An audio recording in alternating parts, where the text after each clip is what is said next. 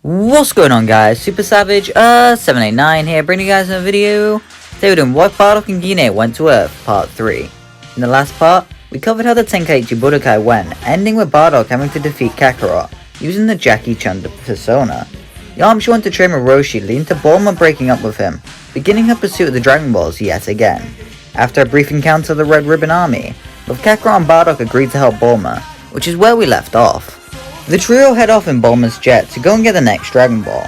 While the Saiyans can fly faster than it, Bulma doesn't want to be left in the dust. With no food to eat and no room to train, Bardock decides to take a nap, telling the duo to wake him up when the fighting starts. This will leave Kakarot and Bulma alone to talk. Out of curiosity, Kakarot would ask Bulma why she's gathering the Dragon Balls again, and she tells him for a perfect boyfriend.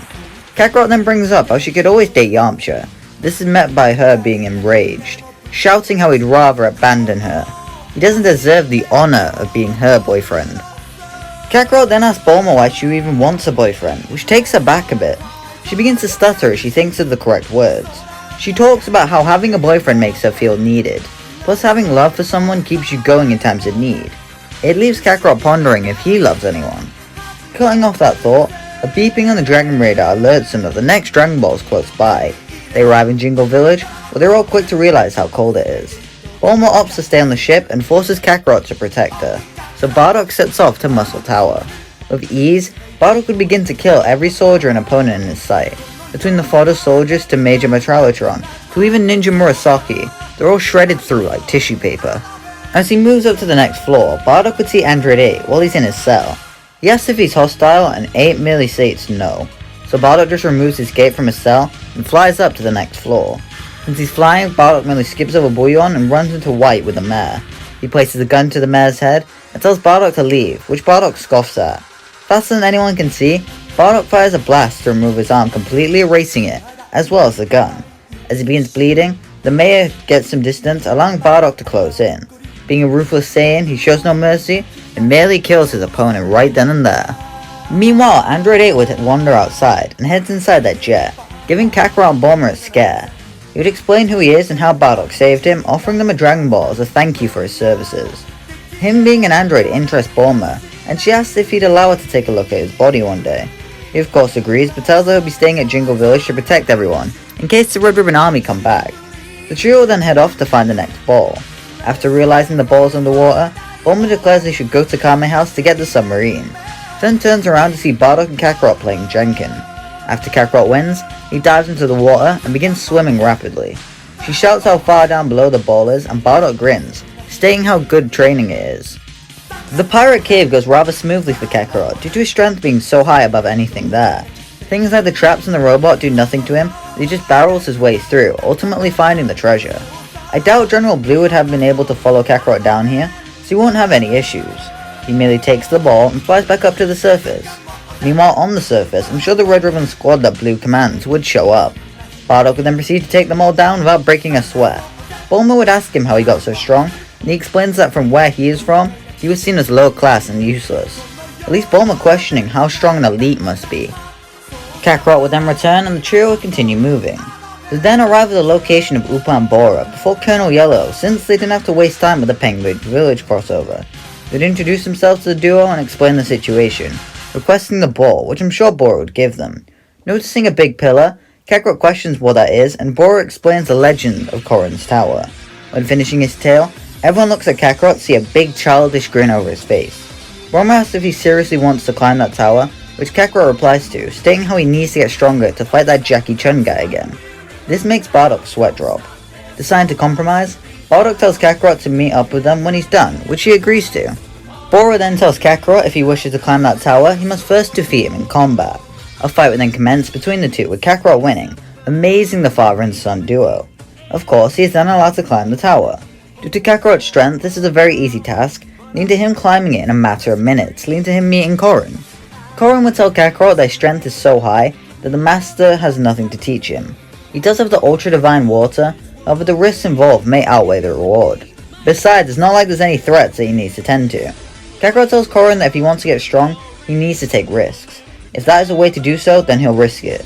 Korin would reluctantly give him the water, telling him that if he dies not to haunt him, so Kakarot would begin going through the boost. Meanwhile, Bardock and Bulma would continue moving, with their jet being intercepted mid-air. A rocket would hit one of the thrusters, causing them to lose altitude. As Bulma tends to that, Bardock would exit the ship to take care of Colonel Yellow's fleet. Showing no mercy, he'd obliterate all their ships before helping Bulma land the ship. Bulma would begin tending to the ship and fixing it up, using the rubble of the other ships to begin fixing it. It'll take a few hours to do so though. Bardock would decide to take a nap and wait while Bulma does all the tech stuff. With a loud shout, Bardock tells Bulma to watch out as he grabs her and moves her out of the way of a yellow beam. He lands and watches as Tao Pai Pai lands, impressed at the speed Bardock moved, especially after Bardock was sleeping moments before.